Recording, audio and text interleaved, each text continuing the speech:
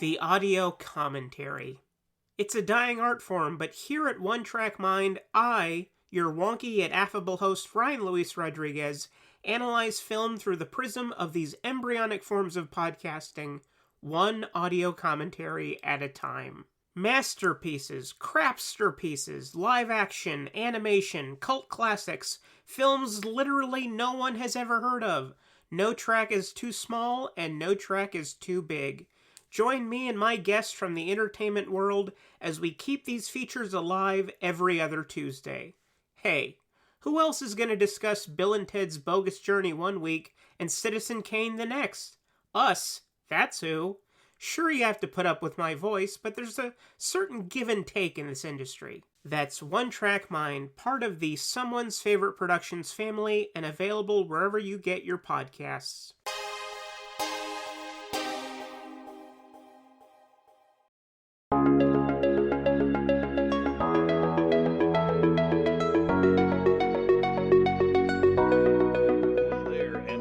To Film Foundations, the collaborative show between Someone's Favorite Productions and Weirding Way Media. I am one of your co-hosts, Ryan Verrill from the Disconnected and Someone's Favorite Productions. And I am Chris Tashu, your other co-host from Weirding Way Media, the Culture Cast, and other terrible opinions about movies on the internet. On this show, we always ask and answer 4 questions about a given topic that is surrounding either a director, franchise, microgenre, or, like our topic today, an actor. And this one is an interesting one because I love these types of episodes where it is the job of our guest today to entice us to broaden our horizons on film, to encourage all of us to travel down film tangents and side roads that we may have never traveled down before, because I've never even seen a single movie with the actor we're discussing today.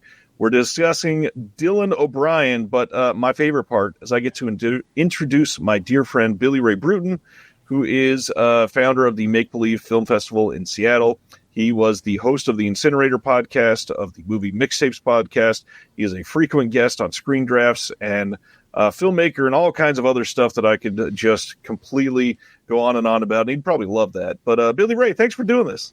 Thanks, Brian. Brian, is it? Yes, thank you, Brian, for having me. It's a pleasure. Brian and Chris, right? Is that you remember my name, but you just forgot his name? You've known him for how long now? How long has it been? 8, 9, 20 years? I guess the other part that I should have led with too, Billy Ray is a collaborative partner in Someone's Favorite Productions. He's done some special features on some of our discs with us, and eager for many more. He's currently working on one right now I can't wait to see. And Billy Ray's amazing. Oh, I don't know about amazing. Let's go with sufficient. Well, it looks like you're dabbling in finger painting, as I can see in that. I don't know who created this piece of art behind me. It was inherited. I was grandfathered into this artwork when I took this job. And every time I walk in, I'm like, can we do better? Can we do better than this? Someone was trying their hand at calligraphy is what it looks like. They're just, a couple zeros, a 7. Like, I raise money for an organization that supports children and stuff, and so I was like, "Is this just like a piece?" Yeah, I was literally like, "Is this just a piece of artwork a child did?" But I was like, they were like, "No, we bought this artwork." I'm like, and I still have the job, right? Every time I walk in and I sit down, I kind of hit it with my chair, hoping one day it's just going to fall, and I have an excuse to not have it behind me anymore. Oh no, look what happened on accident. Oh, I'm like Steve Wynn and I put my foot through it. What a shame. Be careful there. Steve Wynn donates a lot of money to my organization. Well, a lot of our stuff is funded by the Wynn Foundation. Thank you, Steve, and all of your family for the wonderful work that you do. What a name to mention out of nowhere for you to go, hold on a second now. I know. I can only think of one rich person who put their foot through a $1 million painting, and it's Steve Wynn. So I can throw a rock and hit the Wynn building. It's literally right down the way. Amazing. But yes, glad we got off on that Steve Wynn tangent. Speaking of tangents, Dylan O'Brien. I know nothing about Dylan O'Brien. Why do you love Dylan O'Brien, Billy Ray? That's a fascinating question. And it's a question that I have waxed poetically on our friends at the B-Side podcast, in which I was on there to also discuss Dylan O'Brien, albeit in a different sort of way. So maybe the best way is to start with sort of my history with Mr. O'Brien. And that kind of goes back to Teen Wolf. I am a sucker. Let's be clear so everybody can know how sad it is. I am a 42-year-old man who is still moderately obsessed with like teen shows, like teen dramas. For me, it started all the way back with Beverly Hills 90210, and then that segued into Dawson's Creek, and then that segued into like Gossip Girl and Friday Night Lights and the OC. And so Teen Wolf was one of those for me. And I think just out of the gate, he just kind of stood out as like the cream of the crop of that show. And it was quite clear that like it was a show of a lot of like quote unquote sort of soap opera-esque actors. And then you had the one actor who was like legitimately like giving a performance and giving like a full performance. And so that's kind of where I first became familiar with him as a performer. And I've honestly just kind of followed him ever since. And it's been interesting to see where his career has gone, how he's kind of slowly been building up this kind of resume as like a leading man in an interesting way, but also doing these interesting character roles. And I just think he's a really great actor. Like whether it's comedy or drama, he always finds that right balance. I mean, look, it doesn't hurt that he's easy on the eyes. That's never a hurtful thing. But it just making really interesting career choices. And I think someone that in another 10 years is going to be like headlining a lot of movies. So I may want to get caught up then. Speaking of him being easy on the eyes, I had somebody describe his newest movie, Ponyboi, to me. Have you seen that one yet? I have seen Ponyboi. I saw it at Sundance this year. That's what I thought. I'm sure we'll get into that one a little bit later. Before we dive super deep onto Dylan O'Brien, why don't you just explain to the audience a little more about yourself, things you do, things that you might want to hype up or give some indication on? Because I didn't even bring up like Scripts Gone Wild. You do kind of everything. I do a lot of different things, too many things, and I've had to scale back lately, which is why you are not going to hear me sort of podcasting anymore on my own because it just became too much to have to wrangle, unfortunately. But yeah, I've got a lot of other stuff. So I run a film festival in Seattle called Make Believe Seattle, which is a sort of a redevised idea of what a genre festival should be. And we just ran in March, our second year, was very successful. And we're already starting to plan for year 3. So if you live in the Seattle area or you want to make a trip to Seattle, we got a fun few days in March with some really batshit stuff that I'm sure will enjoy.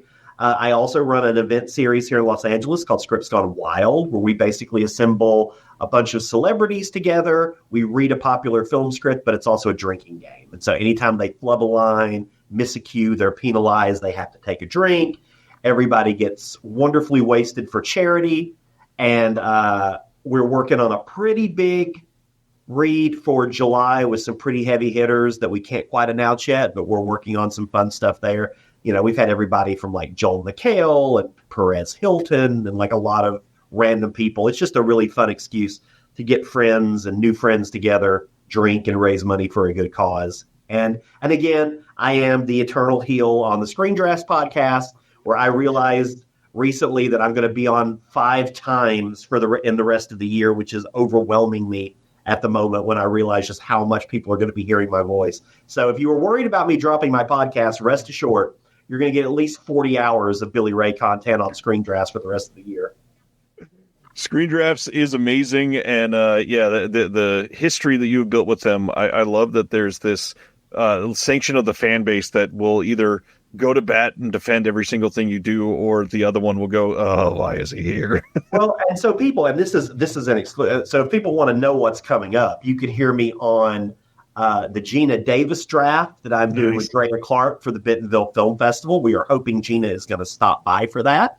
I'll be doing the Michael Crichton Super Draft with Clay and Darren Navarro. I will be doing my annual Halloween draft with Kyle Anderson, which I'm not sure what we're going to be drafting yet with that one. But then I'm also going to be doing a couple of Patreon drafts. We're doing a Legends draft on TV shows. And then we are also doing a 1994 draft as well on there. Nice. So a lot of random stuff coming up, and not a lot of horror, which I like. I feel like pigeonholed a bit in the horror genre, which I adore, but is far from my only area of enjoyment. So, yeah. And today's topic. And some other podcast appearances, too. Like, I'm going to be on the KingCast podcast coming up.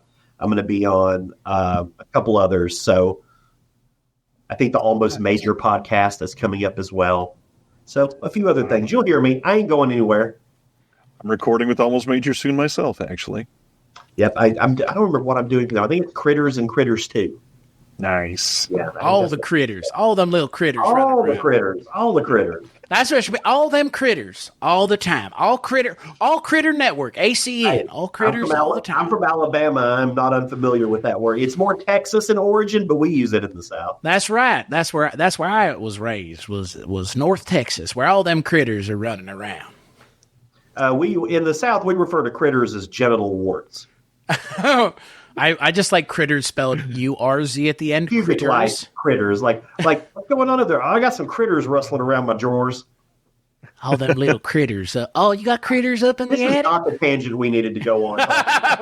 Seeing which one of us can get more southern with saying critters. I don't know why it took us to pubic lice. I'll never know that. So I was about to say, like, you just destroyed the idea of going to Texas Roadhouse and ordering the chicken critters. That is now a thing that I will never do because all I can think of is chicken critter lice on my pubic region. That's on you. That's on you, Billy Ray Brewton. That's pretty foul. Yeah, makes me crack up when I hear it, though. Oh God, this is going to haunt me in 10 years. When I'm running for public office. Oh, please. Ladies and gentlemen, I have just found out that Billy Ray Brewton, who's running for mayor of the city, talked about critters' genital lice. Oh, and you know what? I will, speaking of genital lice, no. Great transition. The other thing I will promote, since I'm not podcasting anymore, really, myself, I've decided, to start writing more and things like that. So I do still have, if folks do or like, I like what you're doing, Billy Ray, and I want to support you, don't feel like you have to. I'm fine. I don't need your money. But if you want to come and support and check out some exclusive writings and things like that, you can go to Billy Ray is Right on the Patreon. Which is something that, of course, sprung from the Screen Drafts podcast. Someone even made a limited run of buttons that say Billy Ray is Right. I still have mine. And Billy Ray is Right on Patreon. I'll be dropping probably one or two little reviews and stuff a week. Nothing huge. There's one level to sign up at. It's not expensive. It's really, again, like, I don't need your money. It's just, I can't create for nothing anymore. I'm too old. Let's go from that straight into Dylan O'Brien. You talked about your history with the Teen Wolf. There was a time that I would have loved to have gone straight into Dylan O'Brien, but those times have passed. Wait, are you going to say you're past that now? Oh, no, I am. It's like with everybody, it segued from like a movie crush into just like, oh, I just appreciate you as a talent. So my tastes have changed. What can I say, Ryan? Well, speaking of Dylan O'Brien, come on in. No, I'm just kidding. Wouldn't that be something? Wouldn't that have been something? Never mind. I'm not going to say his name 3 times and he appears like Beetlejuice. Is that what you're saying? Oh my God! Let's give it a no. Okay. Right. Let's see if that happens. You talked about Teen Wolf. Anything you'd like to share on his history in film before we start diving into our questions? Yeah, I mean, and this is more just, I guess, observations than anything else, because, I mean, Teen Wolf started in 2011. So that's really when he comes on the map. Before that, he was primarily known, I believe, for like YouTube videos. He had done a few like comedic YouTube videos, which weren't like huge by today's standards, but by like 2011 standards, did pretty well. They were cute, fun little things that any teenager would probably do. But Teen Wolf was certainly the first break. And, what really kind of thrust him into the mainstream was the Maze Runner franchise. That was back when we were getting these YA adaptations nonstop, like Twilight and Hunger Games. And this was one of them. And honestly, for my money, probably the most consistent of all of them. Like, I have a fondness for all 3 of these films. I think they're all directed by Wes Ball, who's a Florida State filmmaker. He's actually directing the new Kingdom of the Planet of the Apes movie that's coming out pretty soon. And so this was his kind of feature film debut. I mean, he jumped out of the gate doing a fucking Maze Runner movie. And so these are what kind of put him on the map. And what's been interesting since then is just watching how he's like he's consciously trying to not get pigeonholed, right? Like, because if you saw him from Teen Wolf, you saw him as this kind of like lanky, geeky sort of guy who sort of blossomed into this like, pseudo hunk on the show, right? And so his career is kind of taking an interesting route too, because, he follows those films up with like, he does the action lead in American Assassin. He goes for like, he does like the quirky sci-fi lead in Love and Monsters. Like he's doing all these like really fun bit parts. And what we'll get to later in talking about him is one of these trajectories. And now he's playing Dan Aykroyd in the SNL movie. So it's like he's really making interesting choices. He's clearly kind of like pushing for that leading man status, and he's done it a few times already, I think successfully. But yeah, no, it's an interesting career. I always like it when younger actors who maybe you think they're headed for this certain thing kind of just flip the script on you and are like, no, I'm going to do for this other thing too. Like I'm going to make these other choices.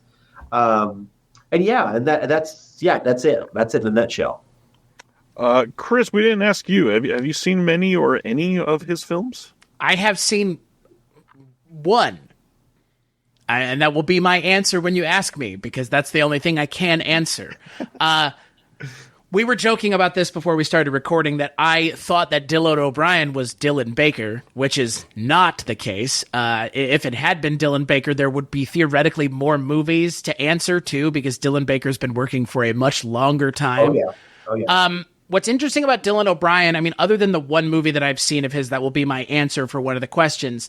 I guess the other thing that I knew about Dylan O'Brien, and again, you already know this, Billy Ray Brewton, but our audience may not. Dylan O'Brien almost died while making the Maze Runners movies, to the point of getting essentially almost Mark Hamill of it all. He had to have his face reconstructed, which is the exact same thing that happened to Mark Hamill in the early 80s with Mark Hamill, and then with Dylan O'Brien, it was on the second to last, if not the last Maze Runner movie? It was the last Maze Runner. They ended up having to pause shooting for like a year, right, just for him to even get back into ability to. Yeah, it was a pretty bad accident. Like it was one of those where like clearly was just like inches away from being gone. Dead. Yeah, been absolutely dead. Yeah, and you can tell, and I don't want to get into this because I hate talking about these sorts of things, but you can certainly tell that there's been a slight change to his facial structure, like not in like that big like Zac Efron way where it's like you're like, oh, you look very different now. It can, and what's great about whoever did that work on Dylan O'Brien is that it could also just be easily be someone being like, oh, you've just aged into it, right? Right. And but yeah, very happy that the death cure did not turn out to be that for him. Yeah, that's the thing I remember about him, is like hearing about that. And again, like that is such an anomaly, because those kinds of things tend to not happen for good reason on set. But again, like that's just one of those high profile cases of like, holy shit, like one of the main actor in your franchise just almost ate shit and died. Like, that's absolutely insane. Yeah, like I said, the movie I saw of his and that kind of piece of information is all I know about Dylan O'Brien. And yeah, the thing about SNL in 1975, which sounds crazy, but yeah, it says on here. Yeah, he was in a harness on top of a moving vehicle when he was unexpectedly pulled off the vehicle and hit by another vehicle. Good gosh. And yeah, so like, I mean, it's one of those Jeremy Renner things. Like, I don't know how you're alive, but thank goodness you are. Right. Yeah, because he got hit in the face. Like, yeah, it destroyed the entire right side of his face. Which is just, I mean, again, like if you're an actor, that's the thing you're so concerned about is, the money maker, as they would say. So, but whoever did it did a great job, because it's hard to tell. Noticeable. It's not. No, it is. Yeah, like to even mention Mark Hamill, like Mark Hamill's more noticeable than Dylan O'Brien is in terms of like the reconstructive surgery. But I'm interested to see and excited to see what movies you're going to pick, and kind of giving us an idea of where to go, because the one movie of his that I've seen, again, like I don't know if it's a good or bad starting place. So I'm excited to see what your answers to the questions are. Sure, I'm excited. Well, now let's dive right in then. Billy Ray, what is the foundational title for Dylan O'Brien that you think everybody, if they'd never seen a single one like myself, what do you think is the one that would introduce them best to his oeuvre? That's the hardest question, right? I will say, and I'm going to answer these for every question. If we were talking about Dylan Baker, yeah, please give me the Dylan Baker episode at the same time. Thank you. I am. I'd already decided I was going to do that. If we are talking about Dylan Baker, Thank you. It would be Todd Solondz's Happiness as the foundational title. I think that is the title of all of Dylan Baker's works, where it sums up who he is an actor. Like, it shows you what he can do, but it also shows you the types of projects he chooses and how he really does not give a fuck about like what is his way as long as it's a good script. And for folks who don't know, he does play a pedophile in that movie, and an ardent pedophile that they don't try to like shy away from. But we're not here to talk about Dylan Baker until the next question. So Happiness is the answer for Dylan Baker. For Dylan O'Brien, I'm going to go with what I think is my favorite Dylan O'Brien film. It just happens to be my favorite film. It's not one of his first films, but it is Love and Monsters from 2020. And this film came out during the pandemic when we were only seeing movies at drive-ins. It suffered because of that. Like, had it been released at a normal time in life, I think it would have done really, really well. And but it's about this. Dylan O'Brien plays a character named Joel. Basically, what has happened is there's been this apocalyptic thing where I think it's a meteor hits, or it's something to do with an asteroid or something hits, and all of these like reptiles and amphibians become enormous. And so these monsters have taken over the planet. People are now living underground. And Joel, this character, decides that he's going to leave the underground bunker where he's at and go on this trip to find the girl that he was in love with and that he was obsessed with before the world went to shit. And so it's kind of about his journey. There are some just staggeringly beautiful images in this film. And some really emotional stuff. It's a great blend of like drama and comedy and romance. And there's some like, crazy, sci-fi stuff. Michael Rooker is in this in a great supporting role. It's just a really well thought out movie. Now it's written by a buddy of mine, Brian Duffield, and directed by a guy named Michael Matthews. And yeah, I'm a big fan of this movie. I wish it would have gotten better, more attention and better traction when it did come out in 2020, but it's one that people are discovering as the years go by, and I would love to see it become a cult classic. Speaking of Brian Duffield, Ryan, you and I talked about a Brian Duffield movie last year.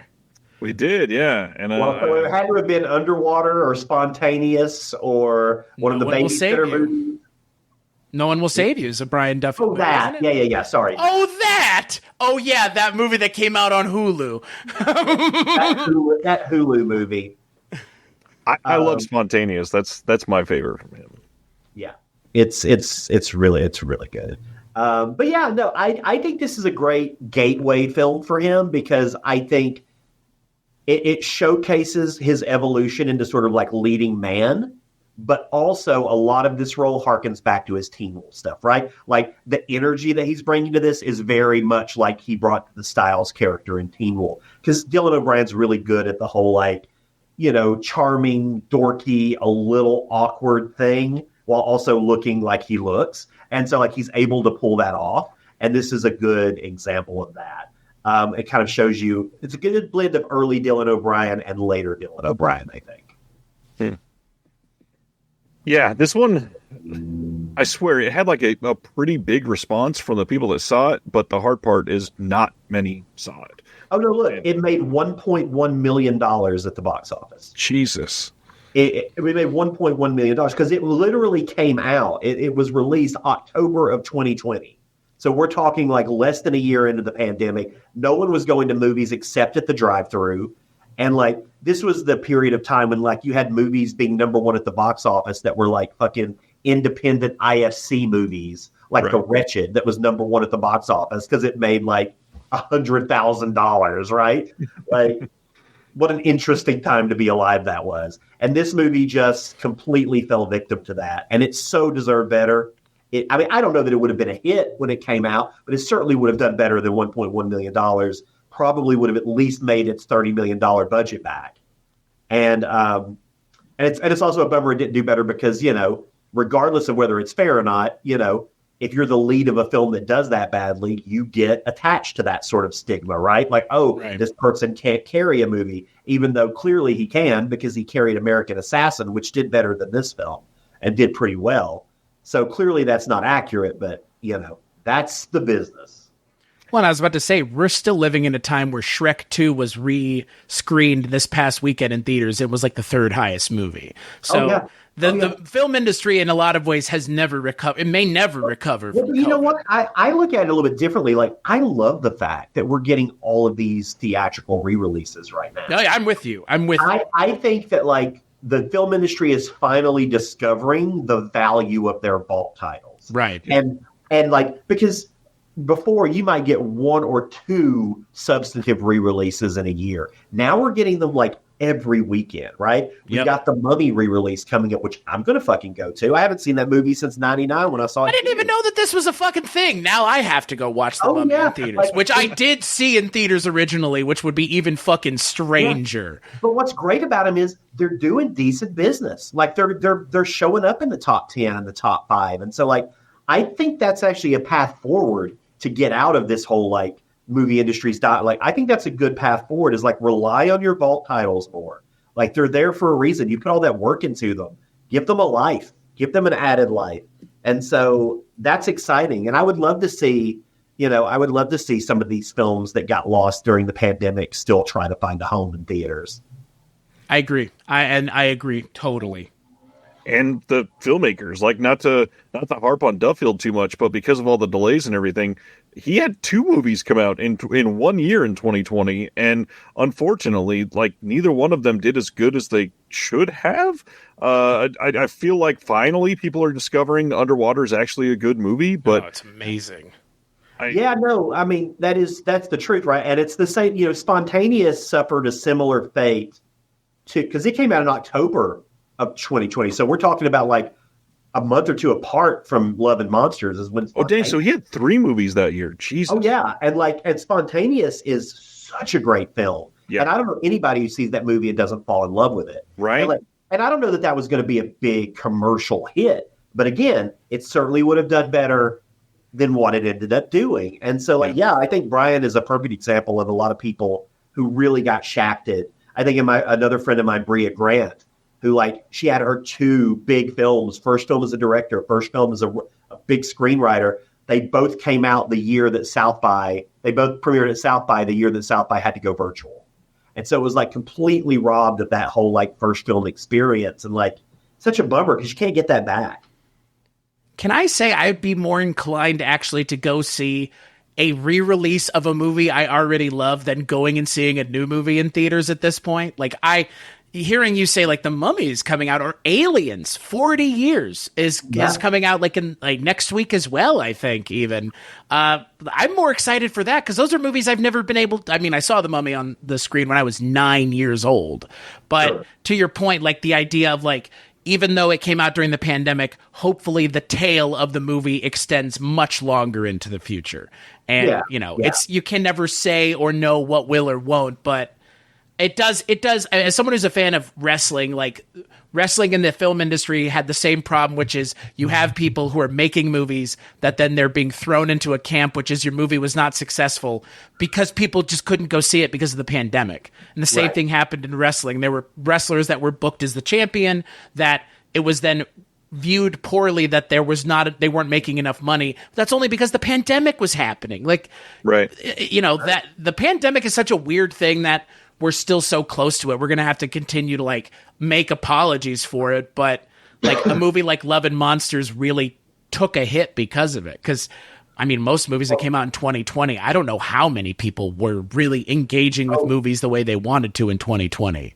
Oh, sure. And I will say one actor who did not have that issue though was Dylan Baker, because Dylan Baker did not have any films come out during the pandemic, was just doing television, did that great Amazon series Hunters. Well, it was good for the first season.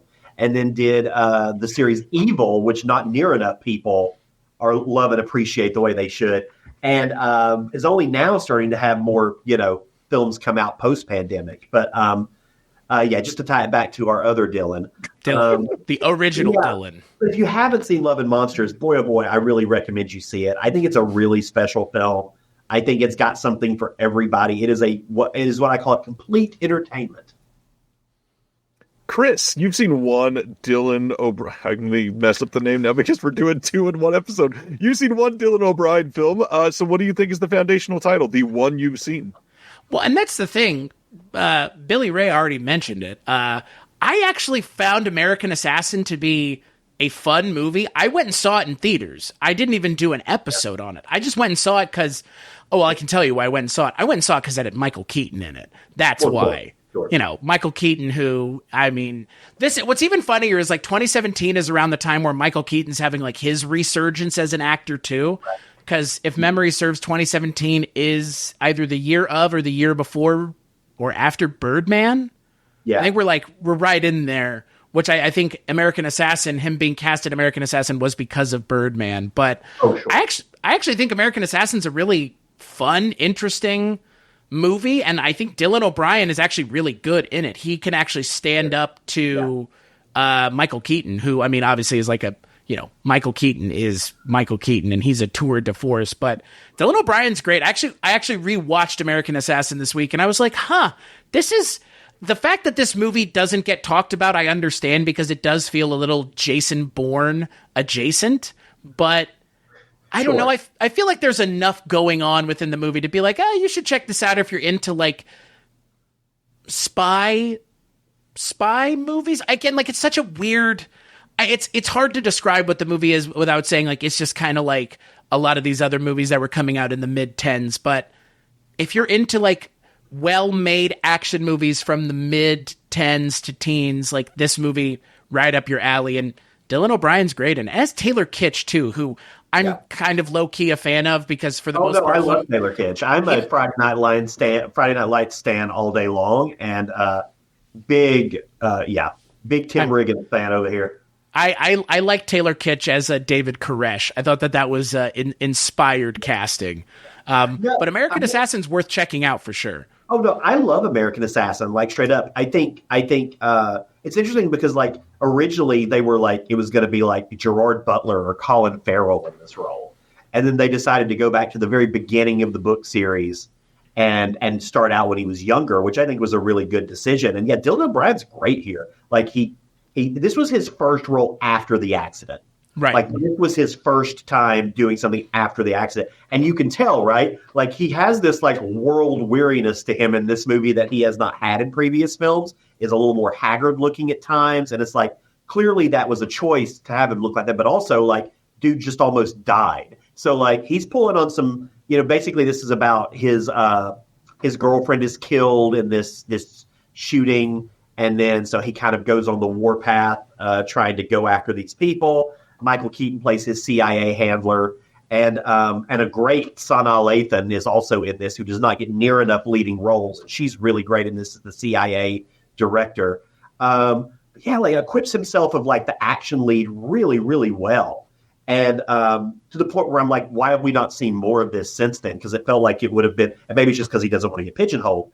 But I'm a big fan of this film, and this film did decently, and it had a similar budget to Love and Monsters, made almost $70 million at the box office. Did decent for a film like this, for a film that most people don't remember. Yeah, I would assume most people didn't see this movie, which is a shame because we didn't get a sequel, even though they set it up at the end of the movie for more stuff, because this is again based off of a book series as well. I can't recommend this movie enough. And to your point, I think if we're talking just holistically about Dylan O'Brien, it's a good vehicle for him as an actor as well. Oh, and you also, let's be clear, you also get Scott Adkins in a small role. So when do you not love a good Scott Adkins appearance? Fair. Absolutely. Well, now that we've been talking about American Assassin for a little while, our second question, Billy Ray, could you recommend a lesser-known title from his filmography, which somebody, if they watched it as their first entry into his filmography, maybe it would potentially turn them off, but it's actually a pretty damn good movie. Yeah, that's another interesting one too, because I'll be honest, I don't think he has a lot of movies that would turn someone off. Like, for the most part, he makes pretty populist movies. Like, they're movies that are going to be generally appealing to folks. Yep. So I'm gonna highlight a movie, and this is not a movie, by the way, that I think is one of his best. So I don't want that to be what I'm asserting here, but it is a unique project in his filmography. It is a film called Flashback.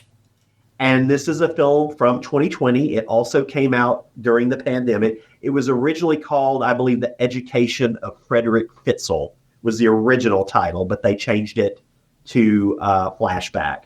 And it's a weird, like, time-hoppy, he meets this guy that he knew when he was younger, but then there's this whole question of, does this person really exist, and what is reality?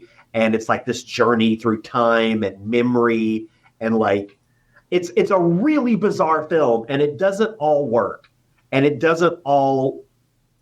You see what they're going for, you understand what they're going for. They just don't quite know how to put all the pieces together. But it's got Hannah Gross, Micah Monroe is the main the female lead of the film, and it just kind of came and went, right? It didn't even get a theatrical release. It went straight to, I think it went straight to VOD and physical media, just immediately is what it went to. And I see why. Like, it doesn't have the appeal, but it's different in his filmography. He doesn't do a lot of these, like, weird, he does indie movies, but he doesn't do a lot of these, like, weird, like, really out there indie movies, right? Like, this is a different sort of thing because he's playing the lead guy. It's clearly like a Jacob's Ladder inspired sort of psychological thriller. You don't see him doing a lot of that stuff. And maybe for good reason. I don't think Flashback necessarily works in a lot of ways. But it's the only film in his filmography that I'm like, I think there's merit there, and it might turn some people off. And it's a Christopher McBride movie. I enjoy The Conspiracy a whole lot. That's fair. Yeah. Yeah. That's a weird movie. Like, that's a weird, fun movie. So I would actually be curious to check this movie out because that Conspiracy's found footage. This movie is clearly not a found footage film. No, it's not. And look, it's like, it's got all the things, right? It's shot well. It's well acted. Like, it's just the story where things get a little muddy. And yeah, I don't think it's certainly not a film without merit. It's certainly a film that has interesting ideas and is doing some things well, but is never going to be like, it's never going to become a cult classic. It's not got that vibe to it.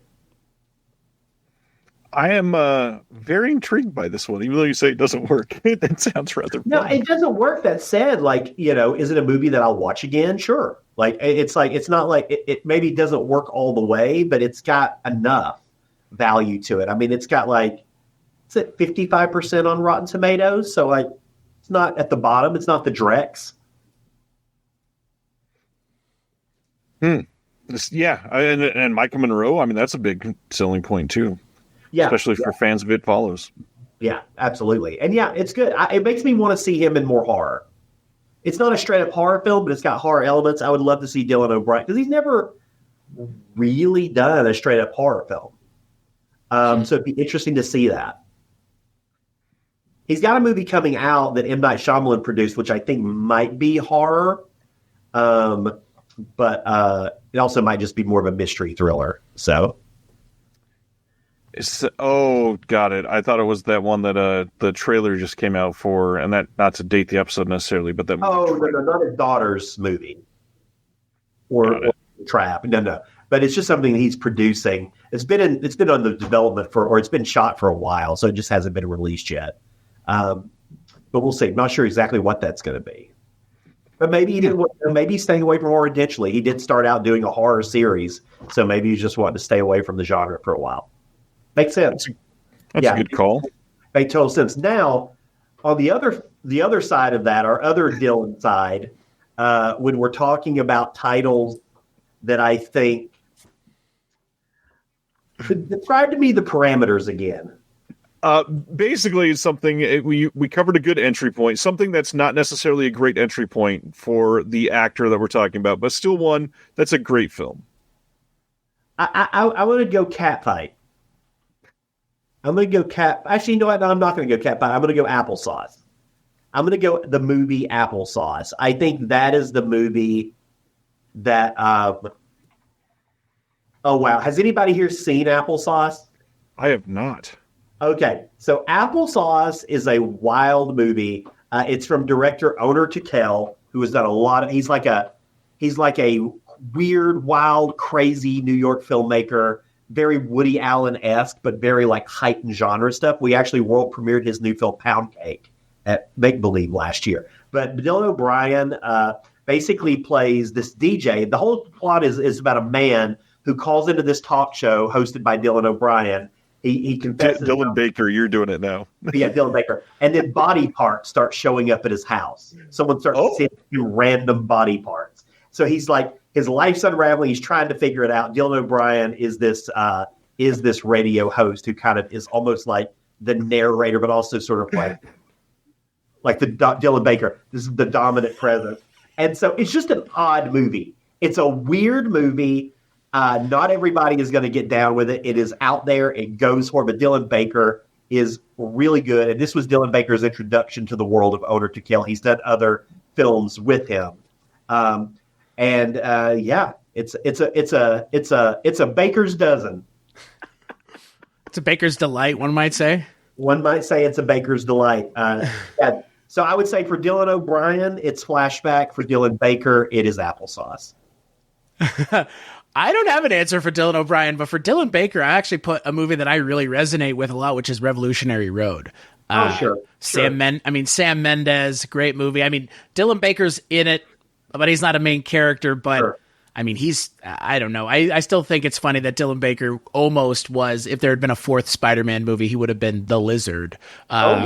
Which, what a weird universe that we have Dylan Baker playing a massive movie villain in a massive film franchise directed by Sam Raimi. We never got it, which is a shame, but maybe Dylan O'Brien could play Dr. Kirk Connors in the new Spider-Man movies. Wouldn't that be something? I have no doubt that Dylan O'Brien could play anything he wants. Absolutely could. I'm just now thinking, like, what do we even title this episode?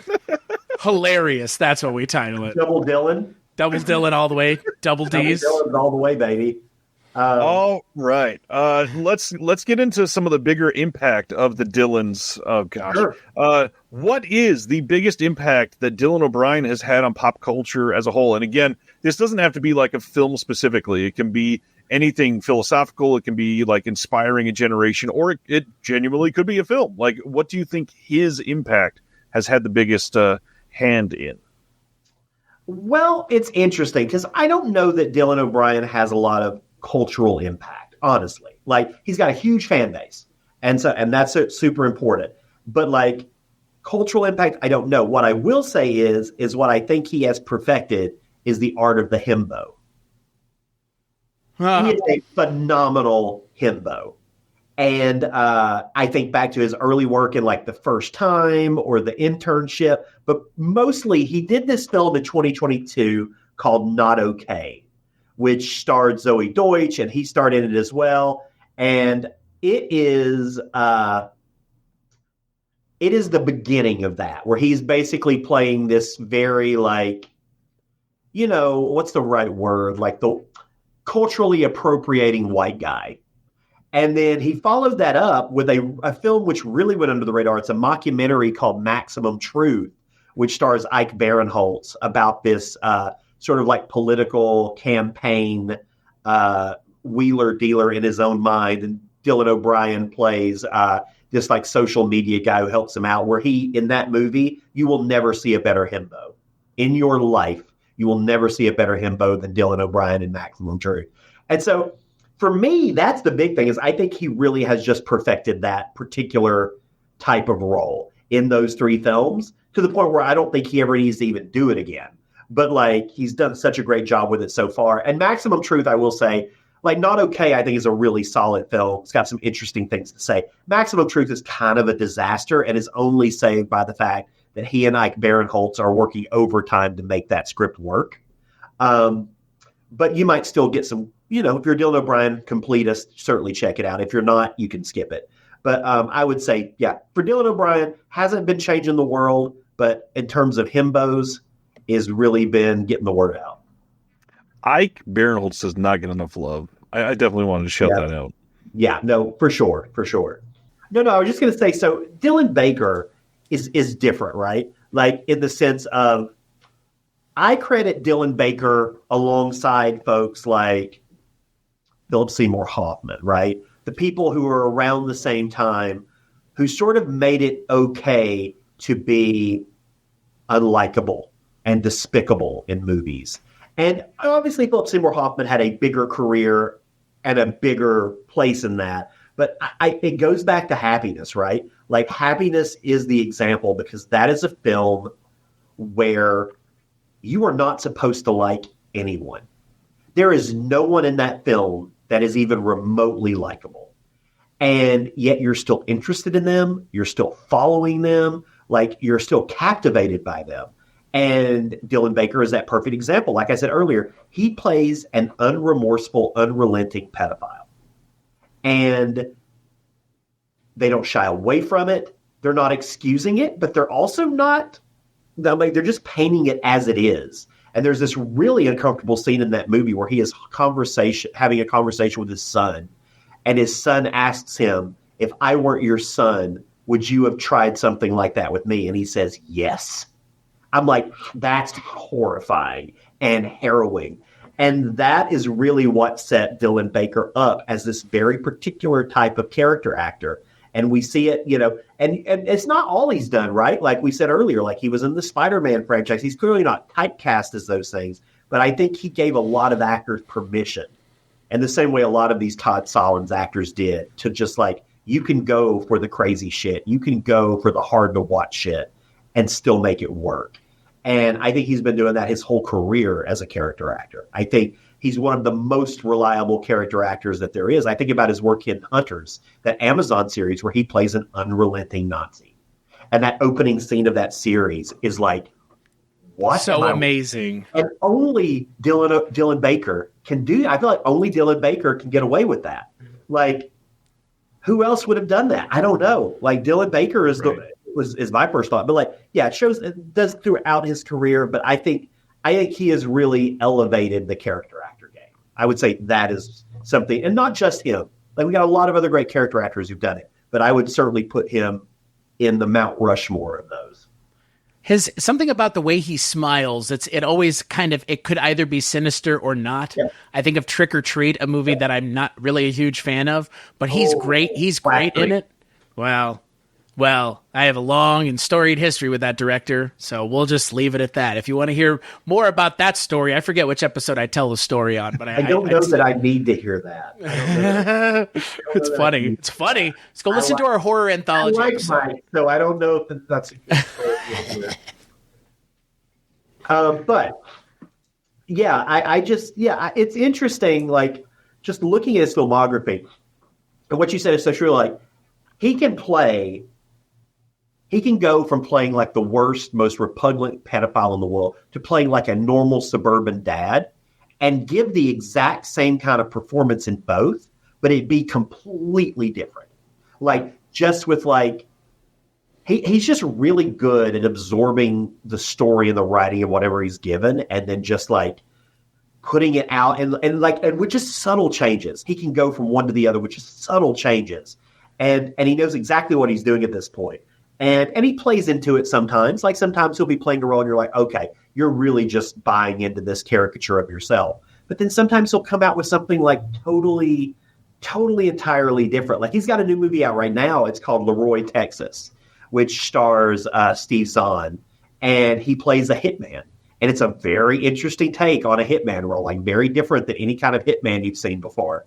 And like he's just really great at that. He's really great at taking those roles and just injecting something slightly different into it. Well said. Character actors are always fun to talk about, and the amount of like great ones we've had that still don't get respect is always infuriating. Yeah, I've always said that Dylan Baker is like William H. Macy with no fucks to give. Yeah. They're similar. They're similar actor types. They probably, each one's lost out to the other on countless roles over the years, I would guarantee you. William H. Macy gets more of the prestige and more of the it's William H. Macy, but we're talking about very tiny differences in them as performers, right? Yeah. I feel like the types of roles that Dylan Baker will play, William H. Macy would never play. I would agree with that. And William H. Macy, also the Coen brothers guy, too. There's a little bit of that. Right. Yeah. Right. But yeah. So I'm curious after what you just said, looking at the William H. Macy filmography, which of his films would you have rather seen Dylan Baker play the role? Ooh, that is a really interesting question. Okay, I'll play this game. I would say I'm just scrolling through here right now and looking at sort of interesting. I will say for me, God, there's so many. There's so many options where I could see him doing it. It's like, which one do I want him to do though, right? Because clearly not Fargo. Clearly Fargo is William H. Macy. We don't. Right. No one wants to see Dylan Baker in that.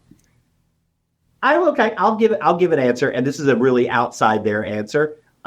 Jurassic Park 3. I figured he was going to say that. I was like, please say Jurassic Park 3. Please say Jurassic Park 3. I don't dislike William H. Macy in Jurassic Park 3. I just think Dylan O'Brien would have been, or Dylan Baker would have been an interesting choice for that. I think he would have been an interesting choice for that. I could also say maybe, there's some later stuff that I don't really feel like he's in Ricky Stenicki. That would have been fun to see Dylan Baker play that role, but it's William H. Macy. Once I see Kingdom of the Planet of the Apes, I'll tell you if that's one that we could do. But yeah, that'd be the answer. Jurassic Park's a good pull. Part 3 is not great, and I think it would have been more interesting with Dylan Baker. Part 3 has one of the funniest scenes in all the Jurassic Park movies where a velociraptor literally goes, Alan. It's the funniest part of all of those movies. It was for the trailer and nothing else because it makes no sense in the movie. But I love that they got a trailer shot of a velociraptor in an airplane, and there was like, whoa, what is this? Oh, it's just a dream sequence. Okay, never mind. I have a fondness for Jurassic Park 3. It's certainly not. It's certainly not as bad as I would say any of the Jurassic World films, personally. Correct. Agreed. All three garbage. But I think it's got its qualities. I don't think Joe Johnston knows how to make a bad movie. They don't all work. I would argue Wolfman is kind of a bad movie, but he kind of came in to save that movie. So I don't blame him as much as I blame, and I don't even blame Mark Romanek. I just blame the whole system. But I don't think he knows how to make a bad movie. So it's like Jurassic Park 3, I think it's got its charms. I think it's a fun adventure movie. I don't think it does anything new, but I do think Tia Leone and William H. Macy are interesting characters. I think having Sam Neill back in this movie is way better than having him back in Jurassic World Dominion, which is wasted. No, they're all wasted in Dominion. Everybody, including the original series actors, and then the actors from Jurassic World as well. Everybody and then it's about locusts, guys. It's not even about dinosaurs. It's about locusts. And I don't want to make this a Jurassic Park episode, clearly, but what I will say is, I almost walked out of Jurassic World the first time I saw it. Me and my buddy we almost walked out because I'm a huge fan of that original film. And it just felt like it was the cheapest, worst form of lip service. And it bothered me so bad. But we stayed, we watched it. I did not care for the movie. I'll be honest, watched it a few years later, didn't hate it as much, but still was not a fan. Then came Fallen Kingdom, which is from one of my absolute favorite filmmakers. I'm a massive J.A. Bayona fan. And I think the first half of that film is borderline unwatchable. And I think the second half, when it turns into ostensibly a haunted house movie, is really effective. And if that whole movie had been a haunted house movie, maybe the second best Jurassic movie ever made. Jurassic World Dominion, I think, is one of the worst films I've ever seen in the theater. I think Fallen Kingdom is the third best Jurassic Park movie. It is, just for that last half. Yeah, And yeah. Jurassic World Dominion is absolute garbage. Colin Trevorrow does not need to be allowed to direct movies anymore. Wow. You had your chance. You fucked up too many times. Go produce television and leave movies alone. And the fact that they're working on a new fucking Jurassic Park movie already is insane to me. Why did I read something like Scarlett Johansson? Did I read bullshit, or is like No, you Scarlett read Johansson, Dev Patel. That's it. And I'm like, Gareth why are we Edwards doing this directing. already? Like, I like Gareth Edwards. Don't get me wrong. I don't have a problem with Gareth Edwards directing it, and I think there's stuff to like about the creator. But like, why do we need this right now? Like, stop. Give it a break. Like, take a fucking break. It's Like, become we the Spider-Man don't need of it. the franchise world all of a sudden. Like, really? Another Jurassic No, Park do movie? people really want this? I guess so. These movies keep making an obscene amount of money. So, like, maybe there is a market for them. I am not that market. I do not want another fucking Jurassic anything. Give it 10 years and then maybe we can talk. But like, I only hope it's the rumored human dinosaur hybrid storyline, because if that's what it is, I'm game. Give me something fucking weird. Well, 'Cause that was actually- always the rumor for like in the hands decades. of Gareth Edwards, that could be really interesting. Right. He plays a lot in his films about human hybrids, and like that would be an interesting director to hand that off to. I wouldn't be as anti that as possible. That said, they gave a movie to J.A. Boyona. They tied his hands behind his back every step of the way, and what we got was Fallen Kingdom. And so, you know, they didn't have the courage to let him make his movie, and so he compromised. And it's like, that's not my biggest thing with anything in general. Don't bring in these like really creative, visionary guys and then not let them do their thing. Otherwise, why do you want them? You could get any fucking music video director in the planet to do exactly what you want them to do. And don't get somebody like him and be like, okay, but by the way, you can't do this, this, this, this, and this. It's like, no, like, don't do that. Don't do that. Don't do that to my boy J.A. And to bring it all the way back to Jurassic Park and Dylan Baker and William H. Macy, speaking of a director whose hands were tied behind his back when he made a Marvel film, Joe Johnston, which I still concede The Rocketeer was the framework for First Avenger, and Marvel did not let him do his own thing on that movie either. That said, I still think it's a pretty damn successful movie. Like, First Avenger, I still think is one of the better Marvel movies. Better than the first Thor movie, that's for sure. And it's like, so I have a soft spot for that film. I do, and it feels like a Joe Johnston movie. Even with everything that happened, like, it feels like a Joe Johnston movie. And like, I know it's weird to say that, and people might fight back on it, but like, you think about Rocketeer, you think about Jurassic World 3, you think about all these other Joe Johnston, Mighty Joe Young, stuff like that. They all feel like a Joe Johnston movie. And not a lot of filmmakers, because he's not someone who is considered an auteur. He's not someone who's considered like, you wouldn't have Joe Johnston listed as one of like the top, but like they all feel like Honey, I Shrunk the Kids and Jumanji. Like they all feel like Joe Johnston movies. He does not get enough credit for like what he has done for film in terms of like adventure films. Like when I think of adventure films, the first person I think of is Joe Johnston. Every time. Same. Or my favorite, speaking of The Mummy, Stephen Sommers. That's a great adventure film. Top 5 adventure films, I would say. It's really good. Yeah.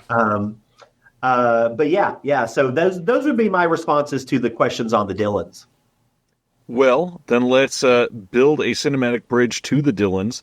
What do you think is something that somebody else could see that they're a fan of already if they've never seen a Dylan O'Brien movie that would indicate that they might like to jump into that filmography?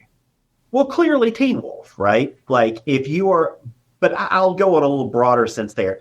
If you're a fan of, because this was my route to him. So, right. So I would say follow my exact route. If you're a fan of like the teen dramas, the teen supernatural shows like Riverdale and shit like that, like OC, anything like that, give Teen Wolf a shot. I guarantee you it is, because people think Teen Wolf, they think, oh, it's an MTV show and it's this and it's that. And it's like, I understand, but it is so much better than it has any right to be. And it is so much better than you would ever think it would be because of all the things you come in with. So you're going to be pleasantly surprised. You're just going to be.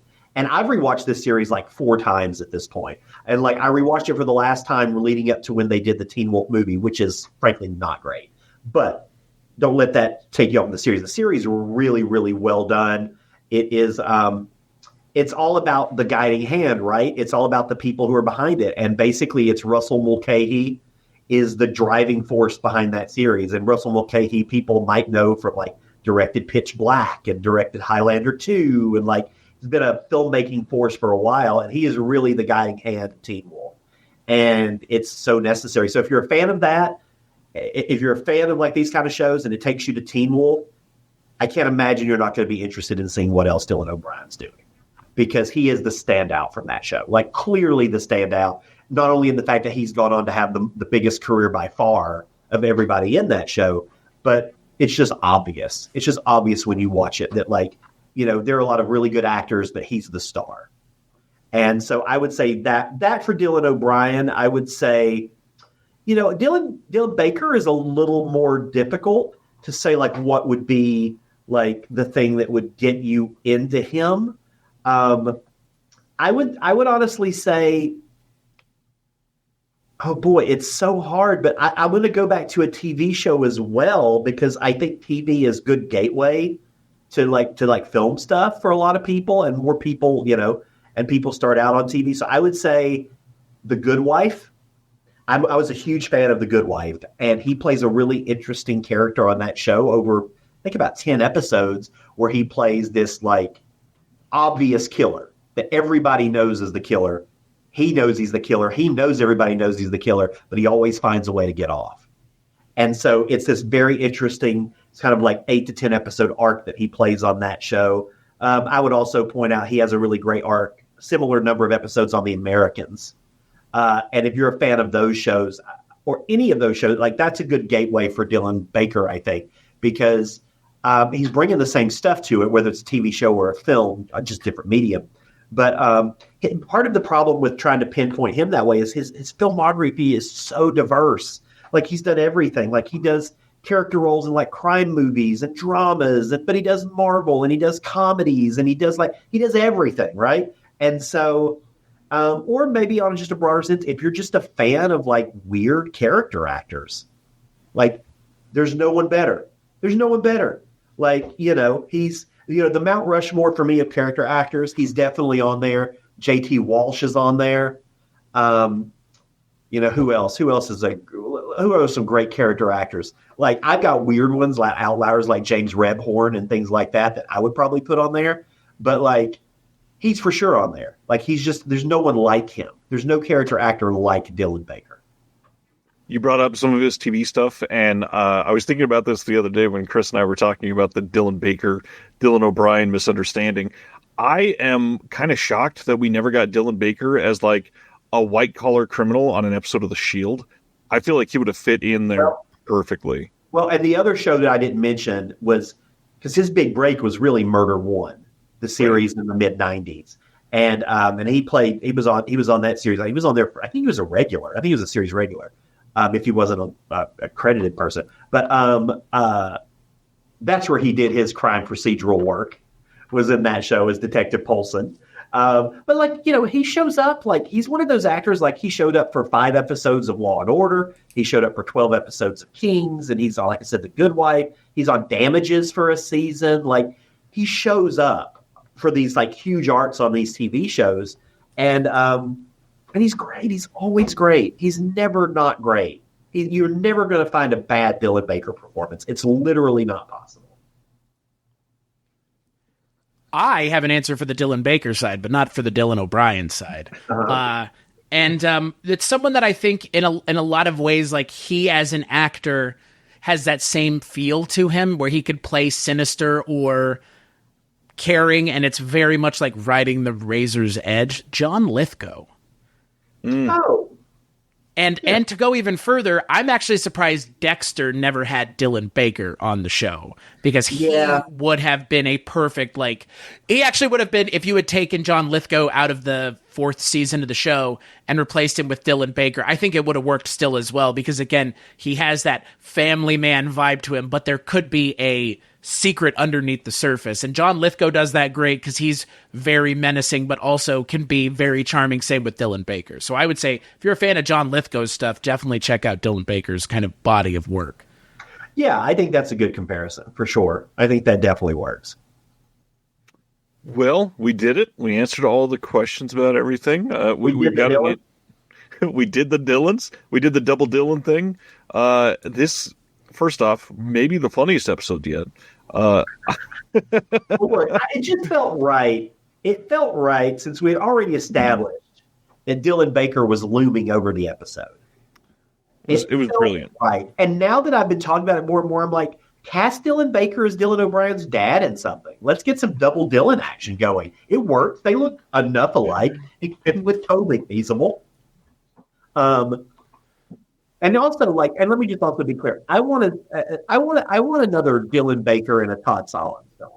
Like, that's what I want. And Todd Solondz has not made a movie in a while. I know he's got one coming out that he's been working on. Let's find out. Well, maybe it worked because I thought he had he made a deal with like H24 or something for like a new film, but I could be wrong. Oh wait, no, okay, I'm not wrong. Yeah, it's Love Child is the name of this movie. An 11-year-old boy schemes to reshape his mother's love life to disastrous consequences, and it is Elizabeth Olsen and Charles Melton so far, which is interesting. But yeah, I want to see another Dylan Baker and a Todd Solondz movie because I just love Todd Solondz. He's one of my absolute favorite films. Oh yeah, hasn't made a movie in 8 years, which is a fucking travesty. Dude should be getting. I get it. His stuff is out there. It's weird. It's hard to. It's not palatable for everyone.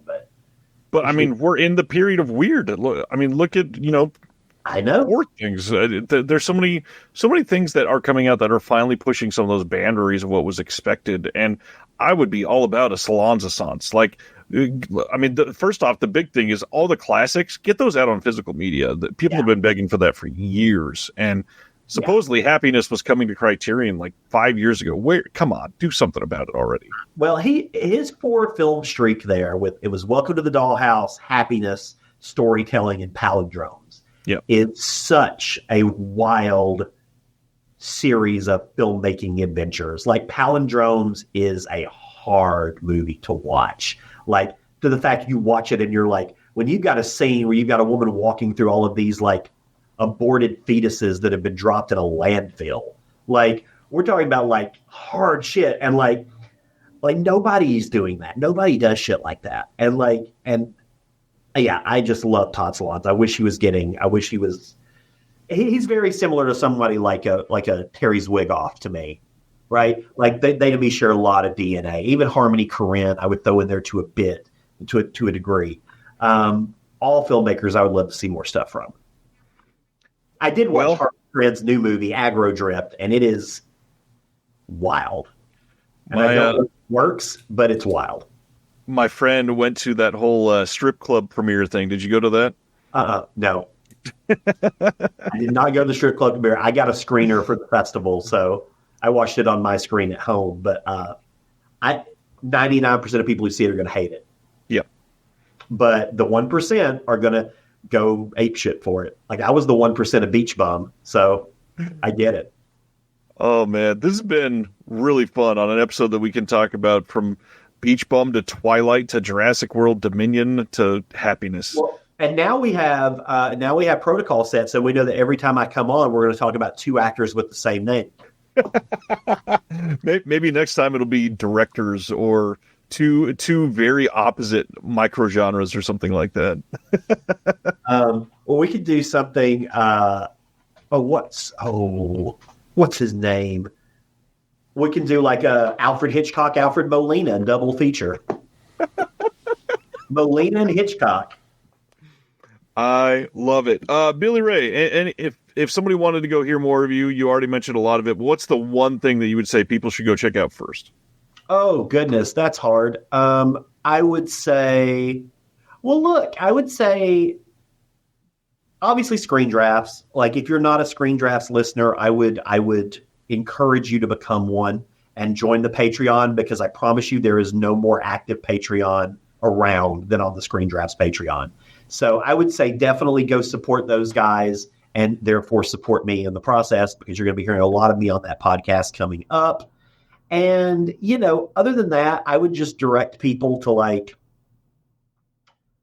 don't even know. Like, I have stuff that people can go check out, but it's like, Like, just go listen to all my old shit. If you like, go listen to the Incinerator. Go listen to movie mixtapes. Like, go listen to that stuff. But mostly go listen to Screen Drafts. Chris, what about yourself? WeirdingWayMedia.com is where you can find everything that I work on except for one thing, which can be found over at my Patreon or Mike White's Patreon. That is Projection Booth and Culturecast, respectively, and that's Rankin' on Bond, where we talk about James Bond once a month with our dear friend Mr. Richard Haddam from Richard Haddam's Paranormal Bookshelf. So if that's something that you're into and you want to hear, which if you're listening to this, you might, go on over to WeirdingWayMedia.com. What about you, Ryan? I would say check out Someone's Favorite Productions. With Billy Ray being here, I got to highlight the fact that the one that has been currently released, Billy Ray wrote a really great piece with me on a film that was called What Happens Next Will Scare You. It is a horror anthology. We covered underappreciated segments from horror anthology films, and I really appreciate it, and it's a super stellar release. So TerraVision put that out back in, I think, November of 2023 or January, something like that. And I think people would love it. It's a fun one, but someone's favorite productions.com. Billy Ray, thanks again for doing this. No, it was my pleasure. Have me back anytime. Of course. As usual, with today specifically, with so many film tangents, we hope that it's inspired you to check out something new. You look at our next episode and that you continue to push the boundaries.